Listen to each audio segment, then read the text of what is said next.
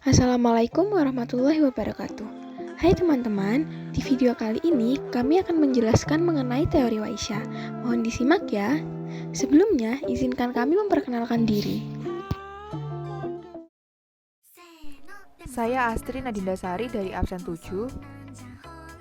Saya Sakinah Putri Hanila dari absen 33. Kami akan membahas 3 topik mengenai teori Waisya. Yang pertama, pengertian teori Waisya. Yang kedua, pencetus teori Waisya. Dan yang selanjutnya adalah kelebihan dan kekurangan teori Waisya. Yang pertama, pengertian teori Waisya. Apa sih pengertian teori Waisya itu?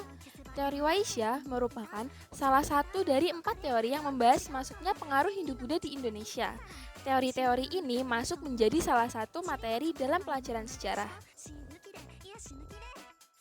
Isi teori Waisya merupakan salah satu teori yang menyatakan bahwa adanya peran besar para pedagang dalam menyebarkan kebudayaan India di Indonesia. Dalam teori ini dijelaskan juga bahwa penyebaran pengaruh India di Indonesia juga diikuti dengan proses perkawinan antara pedagang India dengan wanita-wanita di Indonesia. Selanjutnya, pencetus teori Waisya. Siapa sih tokoh pencetus teori Waisya?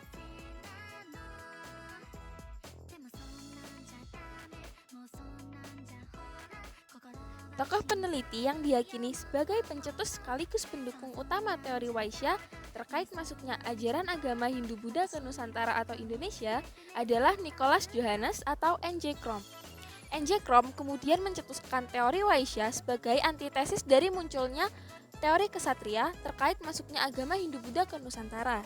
Pendapat yang menyatakan bahwa kaum kesatria adalah golongan paling besar ke Nusantara, misalnya melalui penaklukan atau peperangan, disangkal oleh N.J. Crom.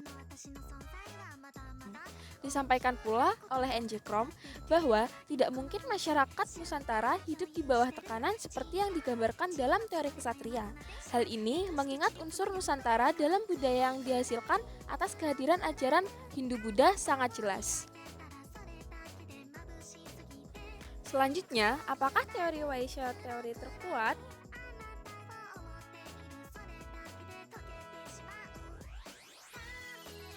Teori Waisya juga diyakini sebagai teori terkuat. Mengapa demikian? Menurut N.J. Crom, teori Waisya merupakan teori paling kuat dalam proses penyebaran agama Hindu di Indonesia. Sebab, kaum pedagang merupakan golongan terbesar yang datang ke Indonesia. Kemudian, kami akan membahas kelebihan dan kekurangan teori Waisya. Yang pertama, ada kelebihan teori Waisya. Yang pertama, sumber daya alam Indonesia. Sumber daya alam di Indonesia sangat melimpah sehingga membuat para pedagang dari golongan Waisya tertarik untuk melakukan perdagangan di Indonesia. Hal ini karena para pedagang melihat bahwa kekayaan sumber daya alam Indonesia bisa dijadikan sebagai sesuatu yang menguntungkan dan bisa menghasilkan pendapatan. Yang kedua, ada interaksi kasta Waisya. Banyak pedagang dari India yang mulai melakukan interaksi dengan sesama pedagang dan masyarakat lokal untuk menjual barang dagangannya. Interaksi tersebut berjalan dengan lancar sehingga membuat barang dagangan cepat laris terjual.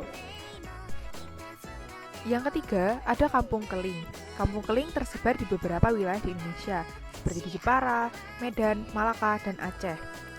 Kampung keling didirikan karena pada saat itu mayoritas pedagang India tidak bisa kembali berlayar dan harus menunggu angin laut yang pas. Dalam teori Waisya, hal inilah yang mendorong mereka untuk menetap dan mendirikan kampung keling. Dengan adanya kampung keling, penyebaran agama dan kebudayaan Hindu-Buddha semakin kuat pula. Yang keempat, perkawinan para pedagang India dengan wanita Indonesia.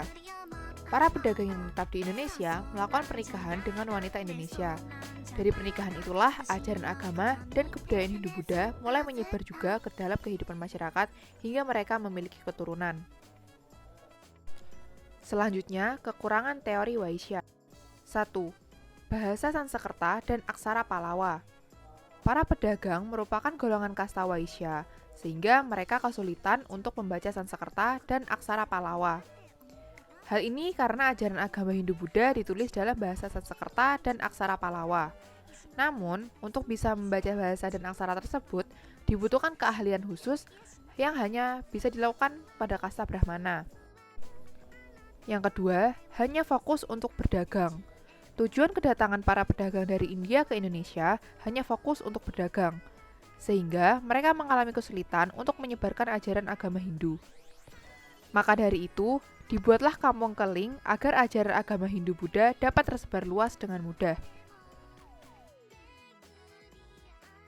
Sekian pembahasan teori Waisya dari kami. Mohon maaf bila ada kesalahan. Wassalamualaikum warahmatullahi wabarakatuh.